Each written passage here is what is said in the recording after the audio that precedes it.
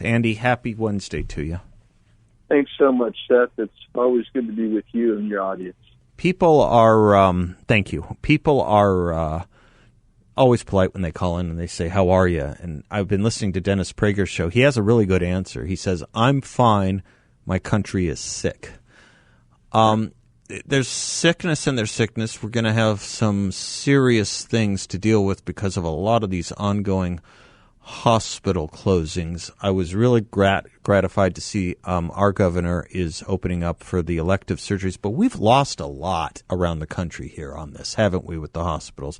We've not only lost a lot of employees, I think a lot of them are going under, and I really worry about people not understanding that putting off elective surgeries means everything from heart to cancer. You know, it's big deals, some of it, including chronic pain.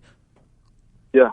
No, that's right, Seth. And even in Arizona, we've had a real rough run for a lot of our hospitals. Yeah. A lot of our urgent care facilities. I know constituents who have actually been furloughed and their urgent care facility is closed down.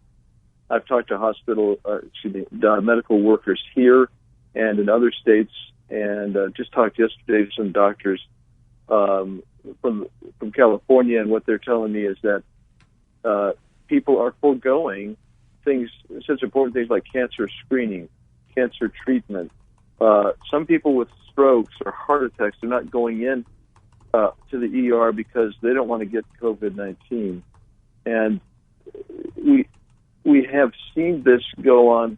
So we have a public health crisis outside of the coronavirus outbreak, and you just have to say,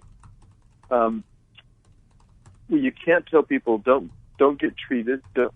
I had one constituent come to me and say, I need a surgery in each one of my eyes, or they've told me that I will go blind, and it's going to take me a period of time to schedule and then get healed, and this just keeps getting pushed back.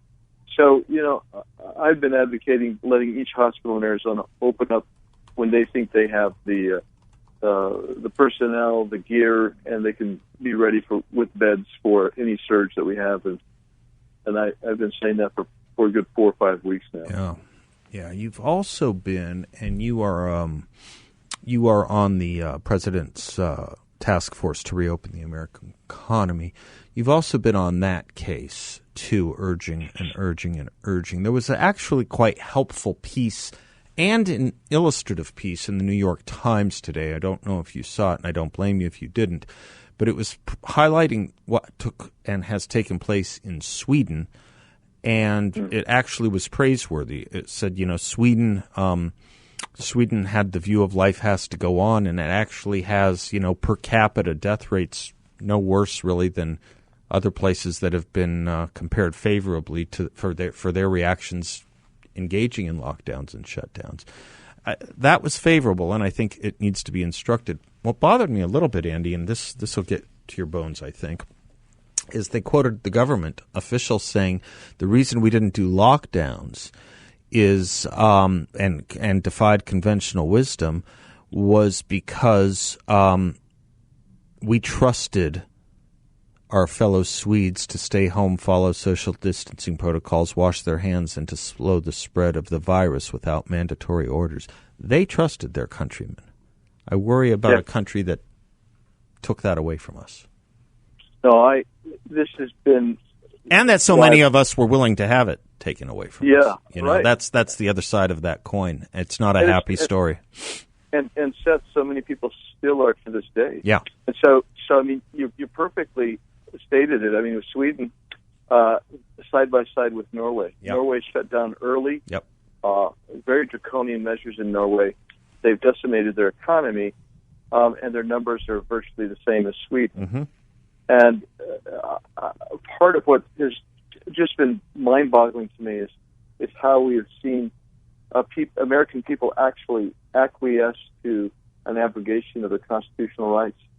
And, I'm grateful that Attorney General William Barr has basically issued a couple of memos lately saying, look, just because you're in a national emergency doesn't mean that people can have their rights violated. Right. And so hopefully he will truly follow through, investigate, and bring some justice to bear there, because this has just been amazing. Just so you know, Seth, every day I have one of my great staffers just go through and add to our list of constitutional violations that have occurred in the last 24 hours. Yes, sir.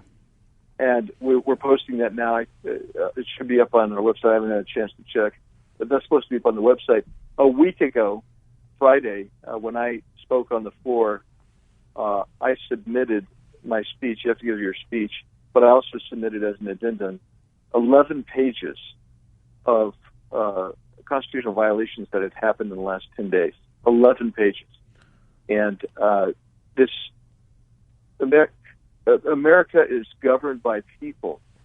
There's no power in office. There's only authority to govern granted by the people. Right. Self-government still does mean something, right? Right. That's right. Well, it used to. Yeah. Okay. It used to I'll take that correction, Professor. Yes. Yes. Yeah, and that's why I'm really. I mean, we talk about it. I heard one commentator say last night, in trying to defeat the virus that's come to us from China, we have now begun to see government action that actually resembles China. Yeah. And that's really unfortunate. Yeah, it is. And you see other editorials. I quoted the New York Times. There's another one saying we should have been more like China. Are you kidding me? They were welding doors shut. They were welding doors shut as they were lying to us. Yeah, and shooting doctors and executing doctors who were trying to get the word out that this is a serious virus. Mm-hmm. I mean, this kind of authoritarianism that is manifested itself here in the United States is highly, highly disturbing. Do you think we've seen something? We've held up a kind of mirror to ourselves here, Andy, in this whole thing as a country. Turns out we are a lot less courageous than we thought. We're a lot less stoic than we thought. We're a lot less, rugged than we thought. We're a lot less 9/11 than we thought. We've talked for a generation now about college students who are, soaked in Purell and wrapped in bubble wrap for fear that they might hear a bad idea. They've now been around and among us out of college for 30 years. It may have made a difference. But I tend to view it this way, that we've had a couple of generations that have been indoctrinated for sure in the post-secondary education mantra, where virtually every college in the country looks alike, right? I mean, they have the same, they read the same books, the professors are teaching basically the same stuff, and that stuff is that America's history of rugged individualism was never good. I mean, that's what you hear. And so the left mantra, until you can snap them out of that indoctrination through seeing the taxes and the irresponsibility of governance from the left, until you get them out of that, then you've got serious problems. I am hopeful, because I see a generation coming up of young people who are really understanding of the notion of individual freedom. Yes, no, a lot of them work for you. I'm in touch with them. There is that too, and that's important to know. Yeah. Yeah. So Seth, when I see it, I try to be hopeful, but I will tell you what I saw. I thought it revealed a couple things. I thought it revealed how right Ronald Reagan was when he said, freedom is not part of our DNA, and it can be taken away from you within a generation if you're not vigilant. And then you can be left when you're in your dotage as a grandparent or something, explaining to generations to come what it was like to live in America that was free. Mm-hmm. And how quickly we acquiesce to this authoritarianism, which, by the way, is the next point I think really revealed to us, is that in the left, authoritarianism is almost inherent with their philosophy, because no rational person is going to want to give their rights over or throw themselves into bondage. It requires coercion and fear, and that's what happens here. And I'd say the third thing that bothers me is we've been seeing a progressive notion of anti-faith. Perfect. And as you move to anti-faith, something has to fill it, and usually it's fear. Yep. And you turn to something. I mean, if you have faith, you're turning to a supreme being. You're looking something bigger than yourself. yourself. I mean, it can be your country too. Bigger, You know, it can be your country. Yeah, exactly. And if you're not, then and you don't have that, something will fill that vacuum. And the thing that's bigger than you is government. And yes.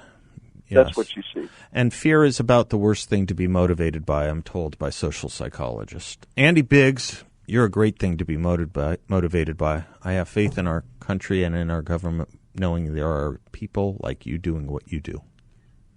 Oh, thanks, Seth. That's very kind. Keep doing what you're doing. Thanks. I know how busy you are. Your updates with us are just so critical. Thank you. Thank you. God bless you.